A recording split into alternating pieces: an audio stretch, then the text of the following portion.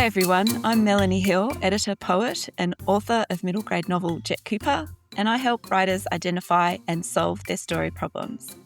And I am Valerie Francis. I'm an author and a story editor, and I teach writers how to craft a book so good that it hooks a reader on page one and never lets them go. All right, this is a little impromptu episode because I just heard an interview with Steven Spielberg, and I instantly sent the link to Melanie because he validated exactly what we're doing here on the podcast this season, no doubt. Now, I mean, I personally don't need the validation, and I know Melanie doesn't need it. We're already sold on this stuff. That's why we're here. That's why we're doing this podcast. But in this interview, he's driving home our point, the points we are making specifically this season. And I kind of thought it would be of use to you guys, to all of you listening to the show here. So the interview is part of Spielberg's promotion for Disclosure Day, and it takes place with Rachel Abrams of The Daily with the New York Times. It's on YouTube if you want to look it up. It's an interesting interview, actually. In it, Abrams asks Spielberg to explain what makes a Spielberg film Spielbergian. And I know. As part of his answer, he says this, quote, "The first thing I look for is a very compelling premise. The second thing is a character we can hitch our wagons to, not a star, just a really great character. The two most important things, a premise and allowing the audience to identify. If you bond with and trust a character, you'll go on that ride, adventure or problem with them," end quote. This is exactly what we're talking about here in season 18. Melanie is studying the premise. I'm studying the four protagonist types and how audiences form a bond with each type. Now, I nearly fell off my chair when I heard Steven Spielberg say that. I mean, the timing could not be better. And so Melanie and I started to have a conversation offline about this. And we thought, well, why don't we just hit record so that you guys can hear our thoughts about this and so that we can all learn together. I mean, that's the whole point of the Story Nerd podcast in the first place. All right, so Melanie, let's start with, let's just take the topics one at a time, and let's start with the premise. Now, I'm interested to hear your thoughts about this because I have a hard time explaining to writers why they need to be able to describe in one sentence what their story is about. And I find that very often it's not until a writer has to sell the book that they realize how important being able to write the premise statement is, that they understand that this is an essential skill. And when I say sell the book, I mean, they could be looking for an agent. And if you are looking for an agent and you've used Query Tracker, you will see on, we're not going to say all the agents' query pages, but the vast majority of them, they have a spot where you have to fill in your one-sentence story summary. They expect it. And if you decide to go the indie publishing route, then you have to write the sales page for Amazon and Kobo and all the other online retailers. And you need a one-sentence summary for that sales page. So we've got to be able to tell people what our stories are about in a way that is concise and compelling, right? And that's what the premise statement is. It is a concise and compelling summary of our story. So, Melanie, tell me what your experience has been with this. I mean, I know you're not surprised to hear what Spielberg had to say, but when you're working with clients or you're talking to writers at, the various events that you go to and that you speak at, first of all, does it come up? Do you find resistance from writers about the need for a premise statement, or do you hear statements from them like, my story defies the one sentence summary? Like, there's so much going on, I can't possibly summarize it in a sentence. Like, how do you deal with it? And because maybe it's just me. No, it's not just you. And before I go on and talk about my experience, and this is a really compelling argument as to why you need to do it. If you listen just to the first 2 minutes of the interview where Rachel is introducing Steven Spielberg, so he hasn't even arrived in the studio yet, she does a couple of things. She says, and I quote, "This movie is about what would happen if the government revealed that we were not alone in the universe. How would you respond?" That is a one sentence summary, what if statement that drives the movie. And then she says, it's a movie about the government hiding information about aliens from the public. So, right there, as she is introducing one of the most famous and accomplished movie writers and directors of our time, she is using one sentence summaries to explain what this particular movie is about and why and what is interesting about it. So that is a perfect example of why it's important to have a one sentence summary so that it can be used in these types of situations.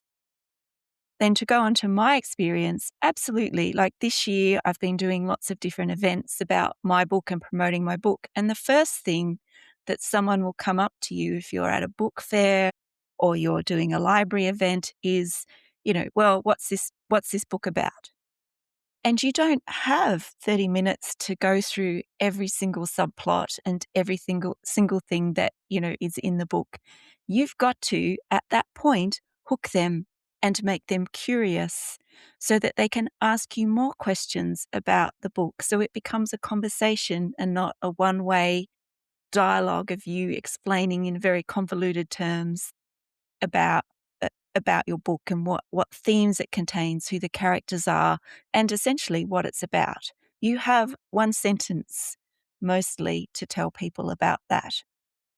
If you can't, then you'll lose them very quickly, right? They won't be interested and you won't get more conversation about the book itself.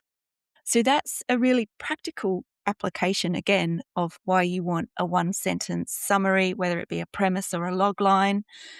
The difference in the premise, we go through that in this season, but the premise has a sense of the ending, which is really helpful as a writer, whereas a log line is more of a question that leaves off the ending, sort of getting readers to or viewers to want more or find out more. So they're subtly different.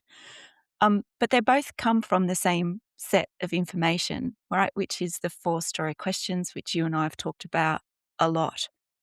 Now, I am writing the companion novel to my Jack Cooper novel at the moment, and I have a one sentence premise because that is what I keep referring back to, especially when I go off track, right? And, we all have those moments where our characters start doing things that we don't want them to do, or they go over here and you actually want them to be over there.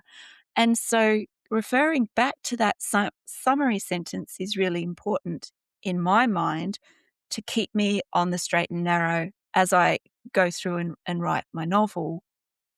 So I find it invaluable. And then when I'm working with clients, especially when they are doing the same thing, their characters are going a bit rogue, they're going off track, I use that to bring my clients back to their story and the spine of their story. So, the one thing that the story is about, because that should be the spine of your story, right? And just to remind them that if they get this right, if they get their one thing the story is about right when they go through and write that draft, everything else will fall into place. So that's how I use it myself because it's a great tool, and how I use it with clients to help them guide them as they're writing their drafts. Particularly in a developmental edit, but also if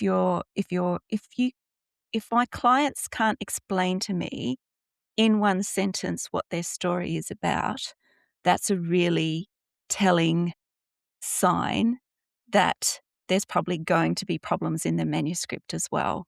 So I use that as a bit of a diagnostic to begin with, when I'm listening to my clients talk to me about their story, and if they can't explain it, then yeah, it's probably going to come out in the text when I go through and do an analysis.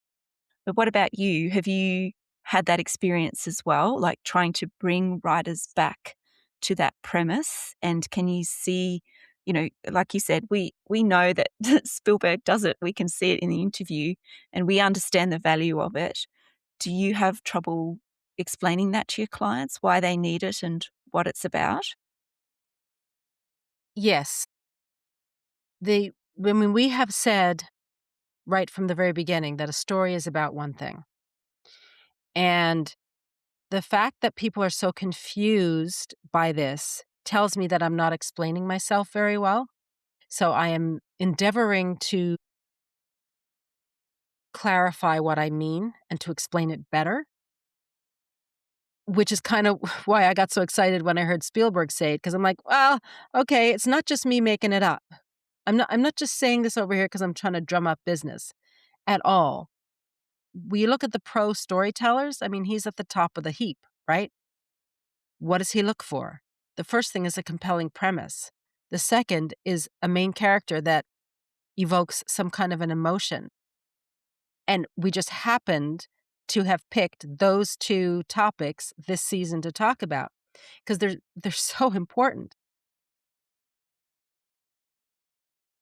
When we say that a story is about one thing, my fear, and I don't know if this is true, Melanie, but my concern, my fear is that writers think that I am th that if they articulate that their story is about one thing, that it's somehow dumbing down their story or Mhm. simplifying their story when they are so involved in their story, and this is what happens to us as writers. I mean, we're right down in the weeds in our story. We know all our characters, we know all the plots and the subplots, and we know them all inside out, upside down, backwards, and forwards. And so we can kinda lose the forest for the trees a little bit. When we say that a story is about one thing, we're talking about being able to articulate the main plot line in a way that is interesting. It doesn't mean there can't be subplots. It doesn't mean that there can't be multiple themes. It means being able to zero in on the main plot of your story, which forms the spine of your story, in a way that, when you're out at a party and someone finds out you're a writer, they're going to be interested. I guarantee you they're going to be interested. Whenever anyone finds out I'm a writer, all they want to talk about is books. And invariably, they tell me that they would love to write a book. And the only thing that gets them off the topic of uh, being a writer and them wanting to write and asking me about writing and that kind of stuff is when they find out I'm a power lifter. And then suddenly all they want to talk about is powerlifting.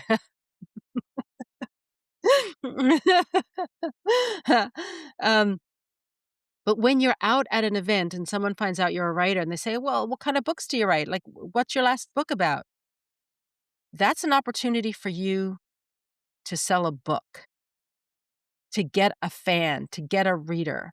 And that's how you build an audience, one reader at a time. And I know nobody likes to talk about selling and money, and somehow it's beneath us all, and we're writing great literature, and that's beyond us. Well, I'm sorry, it isn't, because it is a business. You can write great literature, and if your goal is to write it and share it with your friends and family, do it. Absolutely do it. It's when a writer's goal is to be published. That's when you have to start thinking about the market and the marketplace, um, and and understanding that your job is to sell the books. If nothing else, you've gotta sell one to an agent, right? You've gotta sell the agent on the idea of signing you. That's a sales job right there, and it's an uncomfortable topic. No one likes to talk about sales, because we're writers, right? We may or may not ever have sold anything in our lives, and it can feel kind of smarmy and all that kind of stuff, but we have to accept that that's part of our job, and if selling the book means convincing someone that your book is so interesting that they wanna get a copy to see what it's like, or in your case, Melanie, where you've written a middle grade book, they've gotta buy a Christmas gift for a kid on their list, or, Mhm, their kid's going to a birthday party or something, and they need to buy a gift for a kid, and a book would be a great gift for a kid. Um, that's what you're trying to convince them to do. So, just like you said, this whole idea of being able to articulate your story in one concise, compelling statement, the premise statement, is vital when you're writing the story because it keeps you on track. mm, And the book that I'm currently working on right now is a brand new book because Immortal is done. Alleluia. Praise the little baby Jesus. It is done. But when I started my new book, the first thing I did was write the premise statement. I wrote out the 4 story questions, and I didn't know the answers to all of them. Or I wasn't very concise, I wasn't very specific on all of them because this was a new story, right? So I wrote what I had and I started working with what I had, and then the answers to those questions started to come into focus as I started to work on the book, right? I didn't do that with Immortal, and mhm, that was one of the problems I had and why I ended up throwing out 2 versions of it before I got to the 3rd one. So having a premise statement is gonna help you with the writing of the book. It's also gonna help you explain the book to other people, which is what you need to be able to do if you want to have your book published and if you wanna be a career author. Even if you don't wanna have your book published and you expect anybody to read your book, your friends and family, you still have to explain to them what your book is about. 'Cause it's easier to get someone to buy your book than it is to get someone to read your book, and you can't have a career as a writer unless people are reading your book and telling their friends about it and waiting for your next book, anticipating your next book. Anyway, mm. so that's what I have to say about the premise statement. Well, do you know what else was really interesting in the interview that brought me back to thinking about the premise was when, Steven Spielberg was talking about how he and George Lucas came up with the idea of Indiana Jones and the, oh god, now, like, my brain is not working. The, The Raiders of the Lost Ark? no, not the Raiders of the Lost Ark, that was the first one, when they are talking about the one with his father, The Last Right, Crusade. yes. The Yep, Last Last Crusade, Crusade. yeah, yeah. And he goes on to say that George Lucas says, "I wanna make an Indiana Jones movie where they go after the cup of Christ," right? Which is the cup of eternal life, apparently. This is not unusual because that's what Indiana Jones does, right? He goes around looking for or trying to steal back very powerful religious or items, that have been artifacts that have been stolen to be used for nefarious purposes. That's not surprising. But then Spielberg goes, "That's great, but why don't we have Indy's father as the one who's been doing the research on the Grail, and he and Indy are estranged and they have a meeting of hearts." So again, they're actually speaking in premise terms, right? They're speaking in one sentence summary terms about how they want to develop the movie. So I found that equally as fascinating. But I think what that also links to then is the characters.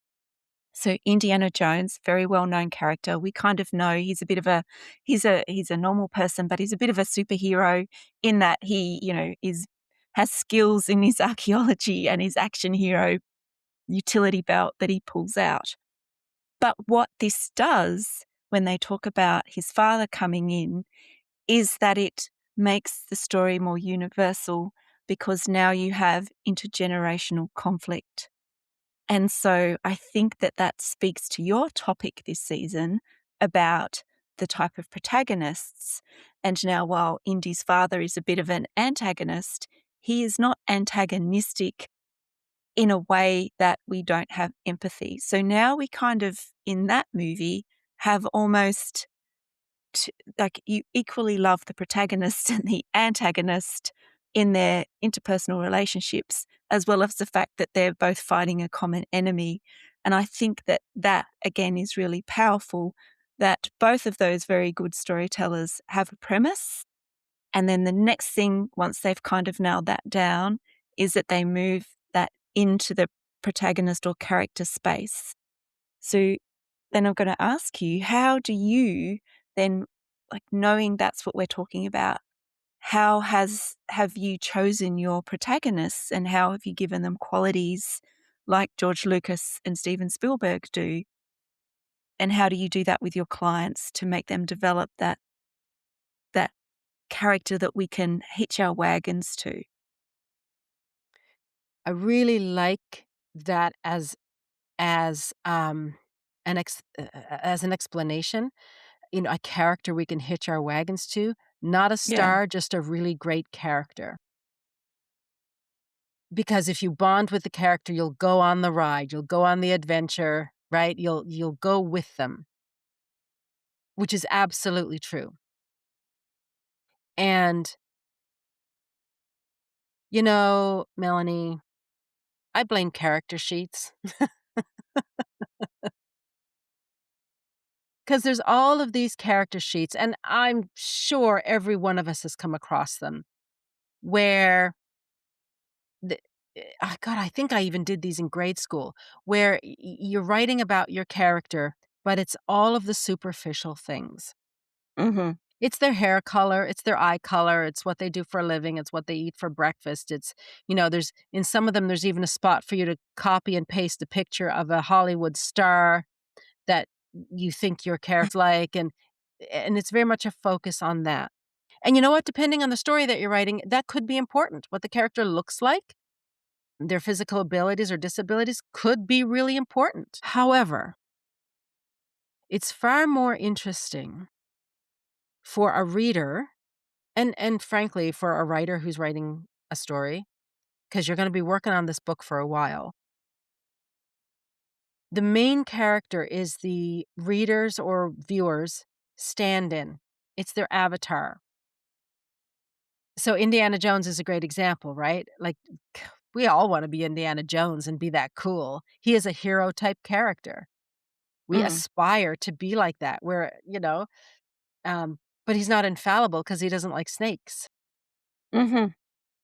right? So we understand that. We empathize with it. Could totally. I don't like snakes either. And and the fact that even though he's brave and does all these adventures, ev the fact that he doesn't like snakes, we can empathize with because it makes him more relatable as a hero Mhm. type character. It brings him closer to us, and the fact that he, um, he's really bad at romantic relationships, right? Yep. He doesn't do them well at all. Well, we can empathize with that too. That's not the kind of guy he is. Um, so I thinking about the 4 types of protagonists is I have found a very different way for most writers to consider their main character because they're used to explaining their main character in terms of their name, maybe their job, whether they're married or not, or if they have kids or not, those types of superficial things. But they're not used to considering whether their character is an everyman, every woman, or an Mhm. underdog, or a hero, or an anti-hero. And and it can seem at first like another obstacle to finishing the book. Right? Like, "Oh, I just wanna write the book. I don't wanna have to stop and figure all this out." And I get it. Totally, I get it. And all this theory stuff, listen, it's great. Sometimes it can get in the way. I freely admit that sometimes I just put all of the theory aside and I sit down and I write. And I don't worry about any theory and I don't worry about whether this is, quote unquote, right or wrong. I just write 'cause the only thing the first draft has to do is exist, and then I will go back with my red pen and my editor hat on and figure out what can stay, what needs to go, what needs to be strengthened, all that kinda stuff. But when you consider your protagonist and the type of person they are, hero, anti-hero, underdog, everyman,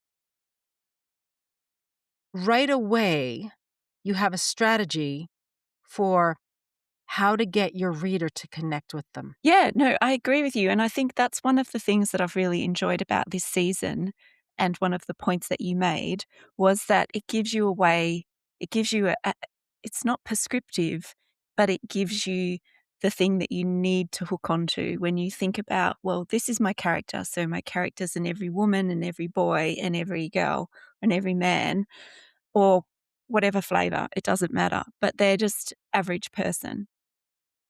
How do I then that's an easier potentially easier job to do to create empathy. It's could be even easier with an underdog. It's more difficult with a superhero type of person. But like you said, giving them something that makes them fallible, that reduces their strength, all of those things make them relatable. Like I just went and saw the Supergirl movie this week with my daughter, and I really enjoyed it. I enjoyed it because I loved that Supergirl was messy. She was, the movie starts with her in a really messy state. She's not, but she's not hurting anybody. She's just doing what she's doing, but she's messy. So there's a humanness to her that I really, really connected with. It's because she's having a couple of years, and that's made her very messy. But she's also deep down a caring person, despite the fact that she's got these superpowers. The superpowers are secondary to her. So it was a really nice way to empathize or see that character's humanity first before you actually get introduced to her superpowers. So I love that your topic is giving us a way to choose a character, understand them, and then know how to create empathy for them within a story. And again, it's no coincidence, right, that this is what Steven Spielberg does. It's no coincidence that he loves a good premise, and then a character. And if you look at a lot of the characters in his movies, he has a lot of the every person in them. There are very few superhero things that he has done, and he puts them in really interesting situations to bring out the best or the worst of them. So we shouldn't be surprised, even though I think both of us were really excited when we did see the video and go, oh my God, this just happens to be what we're talking about by coincidence this season. But then when I thought about it, I thought, well, no, that makes a lot of sense. If they have a good premise and they have a character that people can attach to or understand and go on the journey with, that's the start. That is the start at the pinnacle of your storytelling tree. Everything else then falls out of that. So I think what we can do is we can say, well, if Steven Spielberg does it, then, you can do it too. And If he it's good enough didn't for Spielberg, it's good enough for us. That's right, and he has not he has used that throughout his whole career. This is not something he's started to, now that he's 70 or so, that he's just found out. These are things that he has tested through a career of, 50 years of making movies and telling stories. So he doesn't say it lightly, and so therefore, if you ever need a compelling argument as to understand why you need these things, the proof is in the pudding. I wouldn't mind having a career like Spielberg's. I wouldn't mind being known as a storyteller, someone who tells stories that are that good, Yeah. and if his starting point is a compelling premise and a protagonist that we can hook our wagons to, then You know, we would be, I think, fools not to pay attention to the premise of our story and to learning to develop the skill of articulating it in a concise, compelling sentence. And we might not be able to do it the first time. That's okay. It's a skill. Mm, The more you practice it, the easier it'll get. And if you practice it with movies, it's a lot easier than on your own book. Because a movie you can watch several times in a weekend. And if it's already made it to to a completed film stage, chances are somebody came up with a compelling premise statement. And you can do exactly what Melanie is doing on the podcast this season. Looking at what's on IMDb, what's on the iTunes description, and comparing that to what you've come up with. So it's a skill like any other skill. If you practice it, you get better at it, and then you get to apply it to your own work. I mean, I don't know what else to say. If this is how the best of the best are approaching stories, why wouldn't we do it too? absolutely. Yeah, I think so too. All right, well, that wraps it up for this bonus episode of the Story Nerd podcast. To support our show, please leave us a rating and review and tell your writer friends about us. And if you're watching us on YouTube, be sure to like and subscribe. If you want us to review your query letter and the first 10 pages of a writing sample, go to storynerd.ca for all the details about how to submit. To get your free first 10 pages checklist, visit valeriefrancis.ca/checklist. And for more information about my books, visit me at melaniehill.au. And remember, story theory doesn't have to be difficult. It's a tool to help you write more, not less. So take it one step at a time and have fun.